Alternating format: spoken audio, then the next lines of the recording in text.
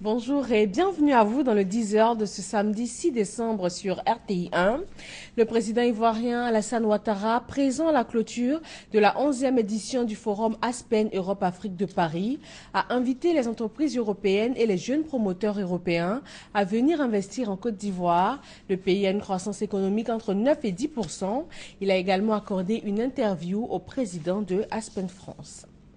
Quelle est la situation sociale des enfants en Côte d'Ivoire? Comment mieux les intégrer et leur offrir une meilleure prise en charge?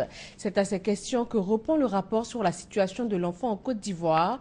Il a été remis au Premier ministre Daniel Cablon-Duncan. C'est un document rédigé par le ministère du Plan et du Développement avec l'appui de l'UNICEF.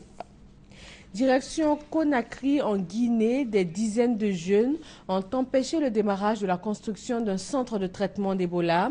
Ils ont saccagé tout le dispositif déjà mis en place. Reportage. Tout avait pourtant bien commencé. Dans ce quartier de Conakry, les femmes avaient été invitées à applaudir la pose de la première pierre d'un centre de traitement Ebola, le deuxième dans la capitale guinéenne.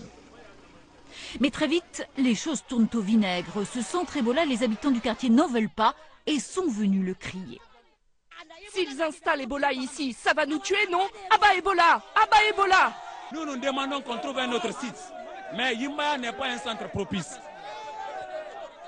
Ce que nous demandons aux autorités, c'est de choisir un autre site, pas Yimbaya quand même. Une peur qui se double d'un conflit avec le syndicat des transports, car sur ce site, une gare routière devait voir le jour. Et les transporteurs espéraient que cette cérémonie, c'était pour le bâtiment promis, d'où leur colère. Il y a une mosquée, il y a une gare routière. Si maintenant, il faut encore mettre un centre de santé Ebola à Yimbaya, où tous les jours on peut recevoir 1000 et quelques jeunes toute la journée, donc c'est un grand problème. Côté autorité, on tente de calmer le jeu, comme du côté de Médecins sans frontières qui doit gérer ce nouveau centre de traitement. Aucun risque, dit l'ONG. Je viendrai me faire lapider par eux s'il y a une personne qui se fait contaminer dans cette population. C'est impossible.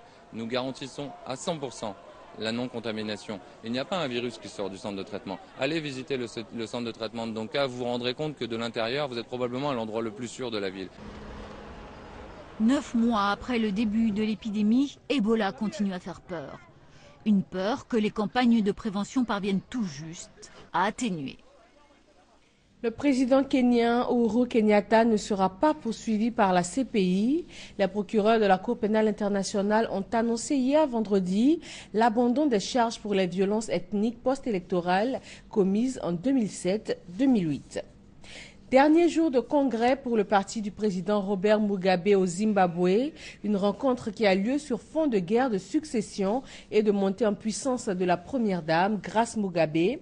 Âgé de 90 ans et sans successeur désigné, Robert Mugabe, au pouvoir depuis 1980, a annoncé un violent discours contre la vice-présidente du pays, exclue du parti à la veille du congrès.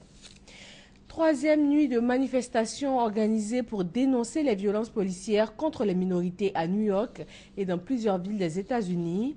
La multiplication des bavures policières à l'encontre des Noirs américains est à la base de ces mouvements.